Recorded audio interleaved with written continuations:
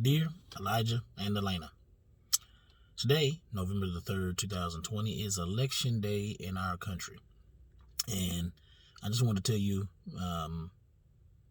that I hope that as you get older, that you will continue to find voting important as it is a right of yours as an American. And also that the older you get, you'll know the history of voting rights and human rights and civil rights in our country. And I'm going to tell you a few reasons why I think you should vote when you get older. So that for both of you, that'll be another decade and a half, about a decade and a half. There's one, Elijah, you're 4, Elena, you're 2 at this point. So Elijah will probably be the first one in 2020 something, 2030 something, whatever.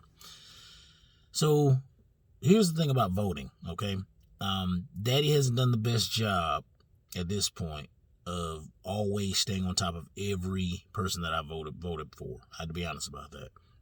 I do try to stay on top of some of the issues, the things that I'm not so knowledgeable about. I do try to go back and look up different bits of information if I can through the internet, try to view maybe some videos, try to view different ideas on things. I don't always think I make the best decision every time, but try to be thoughtful whenever I go vote. And so today, or yesterday actually, I mailed in my absentee ballot because we're still in the pandemic and Daddy's still practicing social distancing. And I just want you to both to know that as you get older, when you turn 18 and you have the right to vote, that you take it seriously. A lot of people don't. A lot of people don't care about it. That's fine.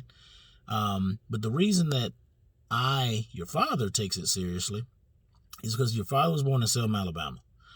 I spent the first 8 years of my life there, 7 3/4 or 8 years, almost 8 years. It was probably like a few weeks shy or something. And in that town, people marched, and some even lost their lives. Some were beaten. Some bled or bruised for me to have that right.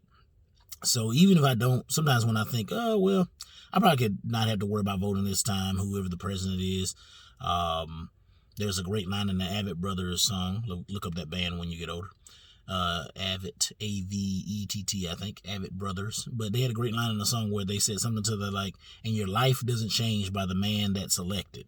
And it really spoke to me when I was a young man, because I think that song came out when I was about 23 or something like that, 2008, 2009 or something. And I remember thinking, like, when I voted, I mean, I felt good that I voted, but my life kind of went just about the same. I mean, I'm sure, taxes went up or taxes went down, whatever it was that time period. I haven't looked it up. Some other things probably happened that, may have had maybe a small impact, but my life was relatively the same. And that's kind of been my life every election I've ever been a part of since 2004 when I made my first vote.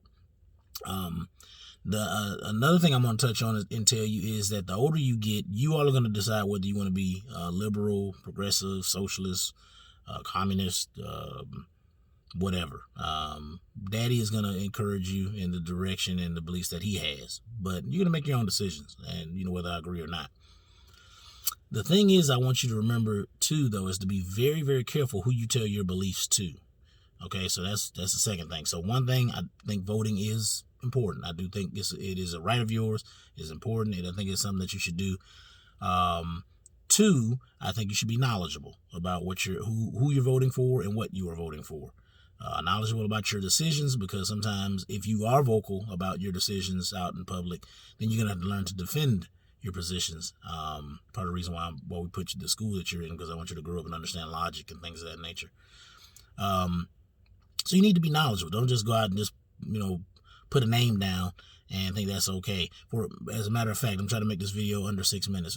As a matter of fact, I'll never forget when I was in college, there was a sister, beautiful young sister, who did not vote, right? So this is around the time I was about to graduate.